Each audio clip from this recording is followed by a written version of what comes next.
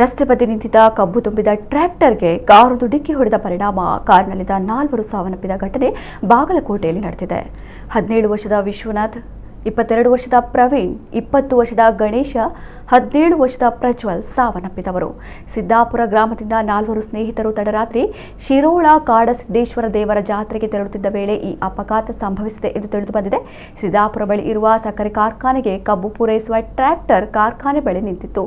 ಈ ಟ್ರ್ಯಾಕ್ಟರ್ಗೆ ಅತಿ ವೇಗದಿಂದ ಬಂದ ಕಾರು ಚಾಲಕನ ನಿಯಂತ್ರಣ ತಪ್ಪಿ ಹಿಂಬದಿಯಿಂದ ಡಿಕ್ಕಿ ಹೊಡೆದಿದೆ. ಡಿಕ್ಕಿ ಹೊಡೆದ ರಭಸಕ್ಕೆ ಕಾರು ಭಾಗಶಃ ಟ್ರ್ಯಾಕ್ಟರ್ನ ಒಳಗೆ ನುಗ್ಗಿದ್ದು 4 ಸ್ಥಳದಲ್ಲೇ ಕೊನೆಯುಸಿರೆಳೆದಿದ್ದಾರೆ. ಸ್ಥಳಕ್ಕೆ ಜಮಖಂಡಿ ಗ್ರಾಮೀಣ ಠಾಣೆಯ ಪೊಲೀಸರು ಭೇಟಿ ನೀಡಿ ಪರಿಶೀಲನೆ ನಡೆಸಿದ್ದಾರೆ.